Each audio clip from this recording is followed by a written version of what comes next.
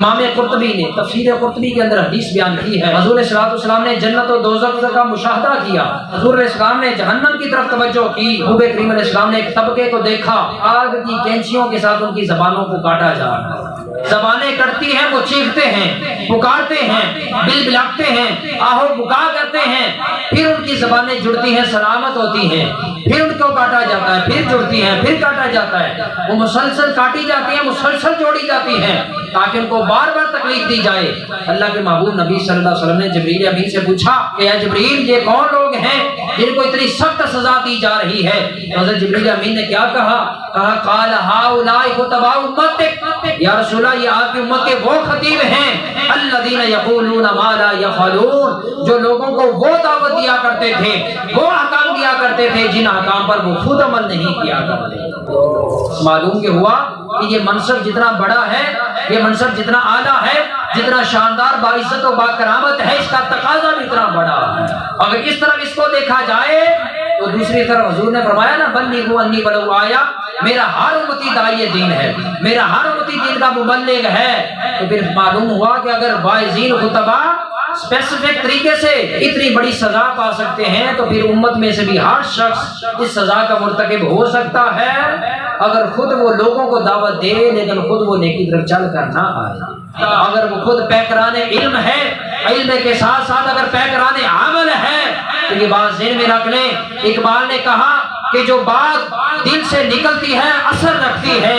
نہیں ہے باکمال مگر اثر رکھتی ہے۔ جو زبان کے ساتھ ساتھ دل سے نکلتی ہے اس کا ٹھکانہ بھی پھر دل ہوا کرتا ہے، جو دل سے نہیں زبان سے نکلتی ہے اس کا ٹھکانہ بھی پھر کان اور دماغ ہوتا ہے، وہ دل تک دستک نہیں دے سکتی۔ حاضرین محتشم، آج ہم بزرگان دین کی زندگی پڑھ کر دیکھ لیں، صالحین کی زندگی پڑھ کر دیکھ لیں، اولیاء اللہ کی زندگی پڑھ کر دیکھ لیں تو اولیاء کی زندگی کے اندر یہ جھلکتی ہوئی ہمیں بات نظر آتی ہے کہ انہوں نے لوگوں کو ایک ایک مجلس کے اندر ہزاروں ہزاروں کو کلمہ پڑھایا، لاکھوں لاکھوں کو کلمہ پڑھایا، ایک ہی نظر کے اندر مشرک و مرتد لوگوں کے دل کی کیفیت بدل دی، نجس کو مومن بنا دیا، پلید کو پاک کر دیا اور جہنمی لوگوں کو جنت کے حقدار بنا دیا۔ تو ان کی زندگی کا بھی سب سے بڑا کمال یہ تھا کہ ان کی زبان سے نکلنے والے ہر جملے پر وہ خود عامل تھے، ان کا عمل پہلے ہوتا تھا، ان کی تبلیغ بعد میں ہوا کرتی تھی۔ خواجہ بہاؤالدین زکریا ملتانی رحمۃ اللہ تعالیٰ علیہ، آپ کے بارے میں یہ مشہور ہے کہ آپ نصاحیں بہت کیا کرتے، نصیحتیں بہت زیادہ کیا کرتے تھے۔ ایک بار آپ کے پاس ایک عورت ایک بچے کو لے کر آئی، کہا بابا جی یہ میرا بچہ ہے، میٹھا بہت کھاتا۔ کیا؟ میٹھا بہت کھاتا ہے، میٹھا کھا کھا کے اس کے دانت بھی خراب ہو گئے ہیں، بیماریاں بھی لگ رہی ہیں، تو ذرا اس کو نصیحت فرما دیں۔ آپ کی نصیحتیں بڑی مشہور ہیں، جس کو جو نصیحت کر دیتے ہیں اس پر عمل کرنے لگ جاتے ہیں۔ بابا جی نے فرمایا کہ مائی ہوں انہوں لے جا تو سویرے لے کے ہیں، ہوں لے جا سویرے لے کے ہیں۔ مائی جب صبح آتی ہے تو بابا جی نے اس بچے کو پاس بٹھا کر فرمایا کہ بیٹا آج کے بعد بغیر ضرورت کے میٹھا نہیں کھانا، آج کے بعد بغیر ضرورت کے میٹھا نہیں کھانا۔ عورت نے کہا بابا جی اگر اتنی بات تھی تو اتنی بات آپ کل ہی کر دیتے، میں نے تو سوچا کوئی بہت لمبا چوڑا تویز ہوگا، کوئی دم درود ہوگا، نہ جانے کیا کچھ ہوگا، یہی بات آپ کل کہہ دیتے، مجھے کیوں اتنا جو ہے وہ دوبارہ چکر لگوایا؟ تو آپ نے فرمایا بی بی یہ جو ہے نا کہ آپ لوگ ہمارے پاس آتے ہو، اللہ کے جو مجھ پر فضل ہے کہ جس کو جو نصیحت اور وصیت کی جاتی ہے وہ فوری اس کا عامل بن جاتا ہے۔ اس کے پیچھے راز یہ ہے کہ میں کسی کو بھی نصیحت بعد میں کرتا ہوں، سب سے پہلے خود اس پر عمل کرتا ہوں۔ کل جب تو لے کر آئی تباہ کے طور پر، فرحت کے طور پر، بغیر ضرورت کے تیرے آنے سے پہلے میں نے میٹھا کھایا تھا، بس میں نے یہ گوارا نہیں کیا کہ جو کام میں خود کرتا ہوں اس کام کو دوسروں سے منع کروں۔ یہ اہل اللہ کی زندگی ہے، یہ اولیاء اللہ کی زندگی ہے، یہ صالحین کی زندگی ہے۔ تو حاضرین محتشم پھر مجھے کہنے دیجئے آج خطباء، واعظین، مقررین، داعیان دین، مبلغین، آج کی ان کی زندگی، ان کی زبانوں میں، ان کے وعظ و نصیحت میں، ان کی تقریروں میں جو اثر نہیں رہا اس کی سب سے بڑی وجہ یہ ہے کہ ان کے اندر بہاؤالدین زکریا ملتانی جیسا عمل نہیں ہے۔ اگر عمل ہوتا تو پھر ہر سننے والے کے دل کے اندر وہ بات بھی اترا کرتا۔ حضور شیخ الاسلام نے اتفاق مسجد میں 80 کی دہائی میں والدین کی عظمت پر، والدین کی خدمت پر ایک خطاب کیا۔ مجھے یاد ہے جب حضور نے وہ خطاب فرمایا آپ نے تو آپ زاروں قطار رونے لگے۔ آپ نے فرمایا کہ سینکڑوں لوگ میرے اس خطاب کو سن رہے ہو، اگر میرے خطاب کو سننے کے بعد کسی کے دل میں بھی ماں باپ کی عزت، ماں باپ کی عظمت، ماں باپ کا احترام اور ماں باپ کی کمال درجے کی عزت کرنا اگر کسی کے دل میں نہ آیا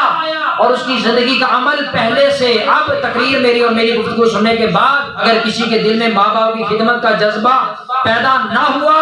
فرمایا کہ اس کا قصور نہیں ہے، جرم میرا ہے، اس لیے کہ میری بات میں اثر تب ہوگا اگر میں خود اپنے ماں باپ کا کما حق ہوں خدمت کا حق ادا کرنے والا بنوں گا۔ یہ حضور شیخ الاسلام کے الفاظ ہیں۔ تو حاضرین محتشم، آج انفرادی طور پر دیکھ لیں یا اجتماعی طور پر دیکھ لیں، معاشرتی طور پر دیکھ لیں یا ریاستی طور پر دیکھ لیں، من حیث القوم من حیث الامت ہمارے اندر یہ بڑا فقدان ہے کہ ہم نے صرف اور صرف دین اور اسلام اور دعوت کو اپنی زبان تک محدود کر رکھا ہے۔ آج جہاں سب سے زیادہ ملاوٹ ہوتی ہے وہاں حدیث آپ کو لکھی ہوئی ملے گی، من غش فلیس منا، جس نے ملاوٹ کی وہ ہم میں سے نہیں۔ اللہ کے سب سے زیادہ ملاوٹ کی ماجگاب ہوتی ہے۔ ہاں، رشوت کے بغیر ایک چھوٹا سا کام نہ ہوتا ہو، ہر چھوٹے سے لے کر بڑے سے بڑا کام رشوت پر جہاں ہوتا ہو وہاں لکھا ہوتا ہے الراشی والمرتشی کلاہما فی النار، کہ رشوت لینے والا دینے والا دونوں جہنم کے کتے ہیں۔ ہاں، وزن کے اندر گڑبڑ کی جاتی ہے، وزن پورا ناپ تول پورا نہیں کیا جاتا،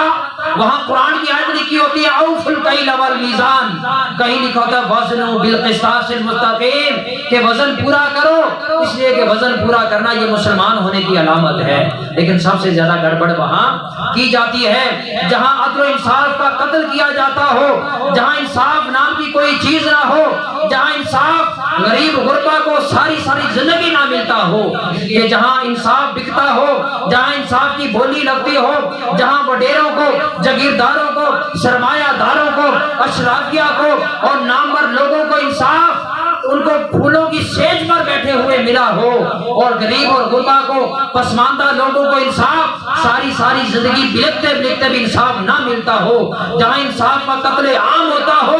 وہاں بڑے بڑے لفظوں میں لکھا ہوتا ہے اعدلوا هو اقرب للتقوی، انصاف کیا کرو، اس لیے کہ انصاف کرنا تقوی کے قریب ہوتا ہے۔ حالانکہ اسی ترازو کے نیچے انصاف کا قتل عام ہو رہا ہے۔ حاضرین محتشم، میں موضوع کو ختم کر رہا ہوں، بس آج خدا کے لیے میرے سمیت ہم میں سے ہر شخص جو بھی اللہ کے دین کی کوئی بھی بات پڑھتا ہے، کوئی بھی بات سنتا ہے، کسی بھی عالم دین کی بات سنتا ہے تو بلغوا انی ولو آیا، حضور نے فرمایا کہ میرے ہر امتی جس نے دین کی ایک بات سنی وہ دائی بن گیا، لازم ہے کہ آگے پہنچائے، اور آگے پہنچانے سے لازم ہے کہ ہم خود اس پر عمل کریں، خطباء بھی عمل کریں، واعظین بھی عمل کریں۔ جب اس طرح عمل ہونے لگے گا، ہر فرد جب سدھرے گا تو معاشرہ خوبصورت ہوگا، معاشرہ خوبصورت ہوگا تو قومیں پیدا ہوں گی تو پھر اچھی ریاستیں پیدا ہوں گی۔ میں نے ابھی کہہ دیا معاشرہ ہر انسان معاشرہ۔ آج ہم یہ کہہ دیتے ہیں، بڑے زور و شور کے ساتھ کہتے ہیں معاشرہ بڑا خراب ہے۔ کسی دانشور نے کہا تھا نا کہ اپنے ہی عیبوں پہ ڈال کے پردہ، اپنے ہی عیبوں پہ ڈال کے پردہ، ہر فرد یہ کہتا ہے کہ معاشرہ بڑا خراب ہے، ہر فرد یہ کہتا ہے کہ معاشرہ بڑا خراب ہے۔ اپنے آپ کو سدھاریں گے تو پھر معاشرہ خود بخود ہی سدھر جائے گا۔ مولا شکوائے شب ظلمت سے بہتر ہے، شکوائے شب ظلمت سے بہتر ہے کہ ہر شخص اپنے حصے کی شمع جلاتا ہے۔ اللہ رب العزت مجھے اور آپ کو ہم سب کو صحیح معنی کے ساتھ اس ساری گفتگو کا عامل بنائے۔ وما علیہ الا البلاغ۔